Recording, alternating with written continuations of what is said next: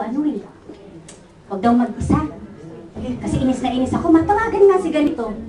Eh yung tinawagan mo, inis din siya doon sa kinaiinisan mo. Natawa ako. Diba? O kayo pa nag-pray. Sige, pag-pray natin siya, sis. Kapag kayo ay galit sa inyong asawa, huwag kayong tatawag sa matatapang sa asawa. Amen? Amen. Dahil kapag sinabi nyo na nag-away kami ng asawa ko, kami din nag-aaway. Ako, di ko nga siya pinapansin. Hindi ko pinagluluto. Di ganun ginagawin mo. Kaya alam niyo po, kapag ako ay nagkikwento tungkol sa aking asawa, at ang napagkwentuhan ko ay si Lloyd at si Jenna Chang, bumabalik sa akin lahat ng kwento ko. Kaya sabi ko, pag itong dalawa yung magkwento. Sabihin nila, ikaw talaga, ganyan talaga ugali mo, kawawa naman siya. Diba? Pero subukan ko makakwentuhan ko, Sister John, nagkakaintindihan ka. Sorry hindi, nabanggit ko lang. Diba? Oh. Inis ka doon sa isang leader, tatawagan mo yung isa rin naiinis na alam mo. Uy, ano masasabi mo kay leader? Sige na, bigyan mo nga ako ng advice. Sabi naman ng isa, ganun talaga yung leader na yan. Diba? Gusto may pag-pray na lang natin siya. Sige na. Paano? Hindi sinasabing huwag mag-isa, hindi rin sinasabing basta-basta. Ang sinasabi ng Panginoon, don't stay alone too long. And talk to godly people, especially practical people. Yung makakapagbigay talaga sa'yo ng counsel. Amen. No, yung makakapagbigay sa'yo ng maayos-ayos. Namumroblema ka sa anak mo, tinawagan mo, isa pang terror sa mga bata. Paano ka kayo? Ay, naku, ako yan, hindi ko palalabasin niya ng bahay. Talagang hindi. No, ikaw naman problematic, hindi naman ganun ang ginagawa mo. Mas naging over yung ginawa mo sa anak mo.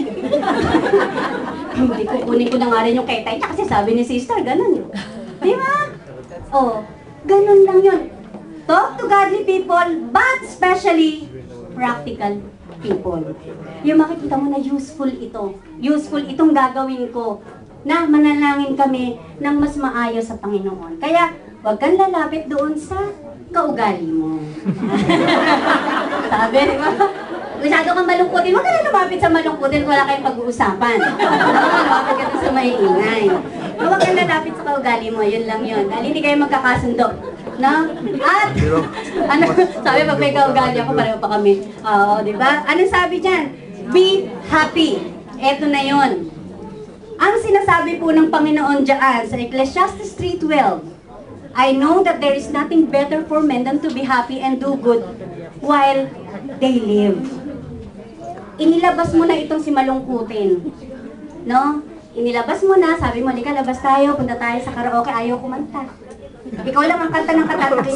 Di palakpak, ayaw pumalakpak. Kasi huli mo na lang sa bahay. Di ba? Ayaw na lang siya malungkot. Di ba? Kapag ikaw ay nalulungkot at may naglabas na sa'yo, maghanap ka ng bagay na ikasisiya mo. Because happiness is a good armor or defense to the temptation of the evil. Dahil walang natutukso yung taong masaya na. Ang tinutukso yung mga taong malungkot. Amen. Masayang masaya, hindi ka papansinin yan. Kahit painisin mo yan, kung masaya yan, hindi ka papansinin. Di ba? Subukan mo inisin yung naiinis na. Oh, sige nga, brother ko, mang Alaska ka nung mainit ang ulo. Di ba? Ako Alaska niya, di ba balik ko sa kanya. Walang problema. Kapag ikaw inilabas na sa bahay mo at ini-encourage ka na, search for happiness. Maghanap ka na yung kasisiya mo. Magpasalamat ka naman dun sa nagyaya sa'yo. Diba? Inilabas mo, kain tayo sa Dennis. Ayaw umorder.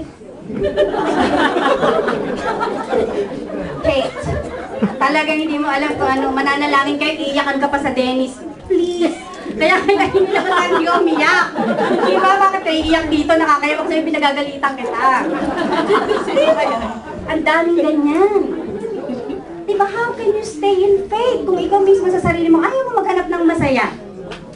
Diba? Isipin nyo, dadalhin nyo sa mga pasyalan, so walang ginawa kung hindi alalahanin yung kanyang mga memories. No? Alam mo, ganito rin yung pinuntahan namin bago niya ako iwanan. Ay, naku, ang dami. Di po ba? Search for happiness. Be happy. Talagang Yung kailan sabihin niyo siguro sa akin, ang ingay-ingay nitong babaeng ito, I want to be happy kasi isang beses lang ako nabubuhay. Ang sabi ng Lord, do good, be happy while you live. Kailangan mo.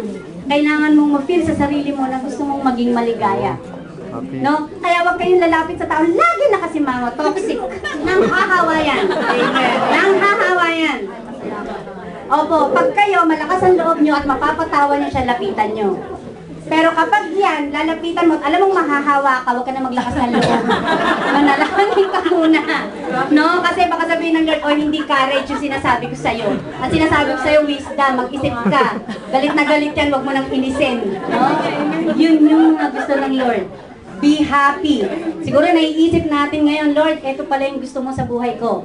Di po ba? Ano pa yung sinasabi ng Panginoon? Be positively and fruitfully active. Kapag ikaw nalungkot, inilabas, sumaya, umisip ka ngayon ng mga bagay na matutulungan mo yung mga taong kapareho mo. Yung mga taong pareho mo ng pinagdadaanan. Yung mga tao na sabihin mong namang problema. Alam niyo po kung bakit? Hindi mo na mapapansin yung laki ng problema mo.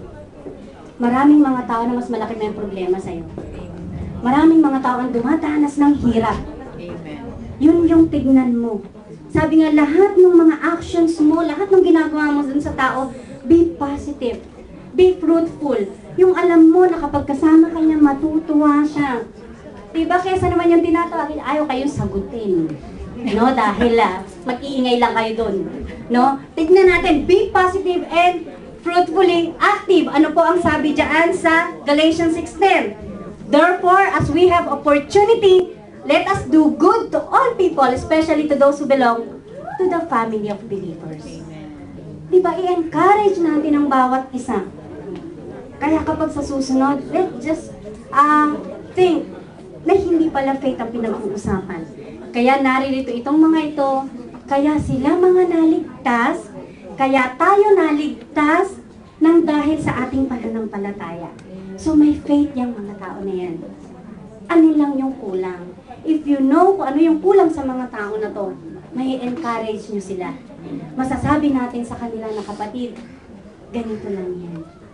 Di po ba? Yung mga dinadaanan mo ngayon, hirap man sa buhay, ano man yung sinasabi mo nga na, Lord, parang hindi na yata ako humahalakhak matagal na. Parang puro na lang yata ako nag-iisip, ganito na lang ba yung nangyayari sa akin? Kahapon ang saya-saya ko, bigyan mo ng bad trip sa akin, Lord. Paano yung dapat kong gawin? Ang sinasabi ng Lord, be strong and courageous, have hope. Sabi niya, and I will test your faith according to what you can bear. No, kung ano yung kaya mo, dahil yun ang gusto ng Lord na makita mo. Palakpakan po natin ang Panginoon. Doon po tayo magtatapos. Hallelujah. Thank you, Lord. Tumayo po tayo, mananalangin tayo sa ating Diyos, magpapasalamat tayo sa Kanya, dahil ito yung gusto niya na maranasan nating lahat. No? Mahirap po magdadaldan ng 30 minutes. Parang, pero alam niyo po, ang napakasarap lang kapag nasa Panginoon ka, isa yung sinasabi ng Lord sa'yo. I will not leave you nor forsake you. Hindi kita pinabayaan, hindi kita iniwan. Alam niyo po, ang Lord, hindi lang siya doon sa mga taong nakakilala sa Kanya. Kaya ka naririto, tinawag ka ng Panginoon. Kilala mo man siya o hindi, kilala ka ng Lord. Amen. Kaya Kanya pinapunta rito. You do not have to fear, you do not have to ashamed kasi iniisip mo, siya ako dahil hindi ko pa yata kilala ang Lord. Hindi ko naintindihan kung ano yung pinag-uusapan.